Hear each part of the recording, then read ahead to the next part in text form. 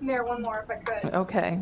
You testified to Congress after the 2020 racial justice protests when there was concern that Trump might take control over MPD at that time, that would be a complete disaster and that you were worried that you're going to lose control of the city. Can you reflect on this moment today? Do you feel that you're at risk of losing control of the city? Are you worried this is going to be a complete disaster? I'm going to work every day to make sure it's not a complete disaster. Let me put it that way. And I think that with Chief Smith's leadership and her expertise in both the federal space and the local space, we are going to do our level best to maintain, as the chief talked about, to maintain the trust that DC residents have in us. What could be a disaster is if we lose communities who won't call the police. That could be a disaster.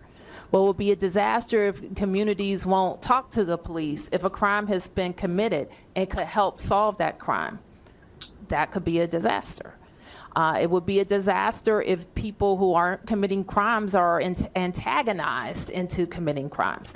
That would be a disaster. So we're going to work every day to get this emergency put to an end. I'll call it the so-called emergency, and continue to do our work.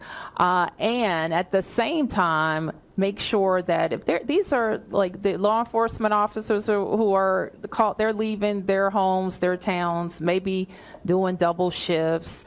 If our National Guard are deployed, they're leaving their primary mission to come. We don't want their time to be wasted. We want to be strategic and work with them. But I'll end by saying this. If we know the tools that are available to the district if we are experiencing a surge in crime, and I put them in place before. It includes curfews.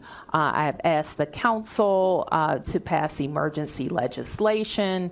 I've asked the Congress for additional funds. We've done all of those things. So there's nobody here, and certainly nobody who works for me, who wants to tolerate any level of crime.